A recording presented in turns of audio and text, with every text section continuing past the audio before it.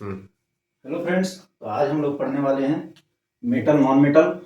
Chapter 3 chemistry का है, class 10 का। यहाँ पर हम लोग सीखने वाले हैं कि किसको मेटल और नॉन मेटल में डिवाइड किया गया है एलिमेंट्स को, और कुछ ऐसे भी एलिमेंट्स हैं जो मेटलॉइड के फॉर्म में आते हैं। तो ये तीन चीज के बारे में हम लोग को आज पढ़ना है। ठीक है, सबसे पहले हम लोग इसके फिजिकल प्रॉपर्टी के बारे में पढ़ेंगे, उसके बाद केमिकल प्रॉपर्टी के बारे में पढ़ेंगे।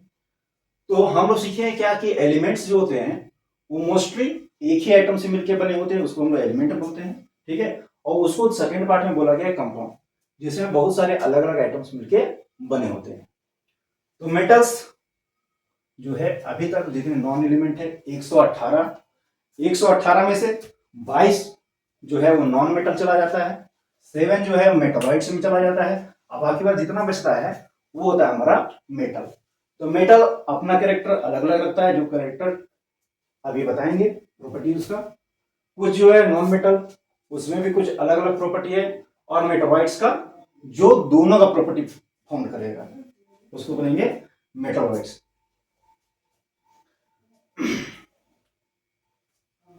नॉन मेटल्स 22 है, जिसमें से 10 सॉलिड फॉर्म में रहते हैं। एक जो नॉन मेटल है जो ब्रोमीन, वही लिक्विड फॉर्म में पाया जाता है।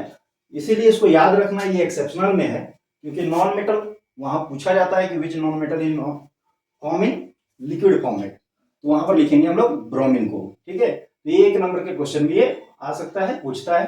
ठीक है, तो मेटलॉइड्स वैसे मेटल या एलिमेंट्स जिसमें मेटल और नॉन मेटल दोनों का कैरेक्टर फाइंड किया जाता है, उसको हम लोग बोलते हैं मेटलॉइड्स।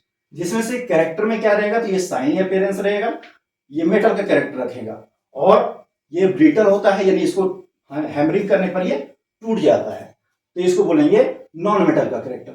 जिसमें से नाम क्या क्या आएगा इसका, तो सिलिकॉन जो है, बोरोन हो गया, जर्मेनियम, आर्सेनिक, एंटीमनी, टेलोरियम और पोलोनियम। तो ये 7 हमारा मेटलॉइड्स है। हम लोग पढ़ेंगे तो मेलेबिलिटी सबसे पहले आता है।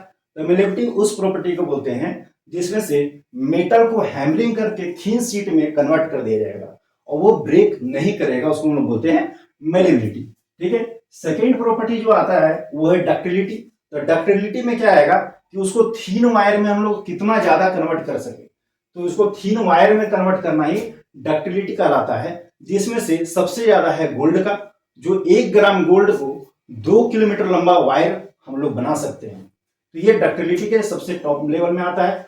उसके बाद हमारा good conductor of heat and electricity होता है। तो हम लोग जानते हैं कि जितने भी मेटल्स होते हैं वो हीट और इलेक्ट्रिसिटी दोनों के बहुत ज्यादा कंडक्ट करते हैं, इसके फ्री इलेक्ट्रॉन होने के कारण।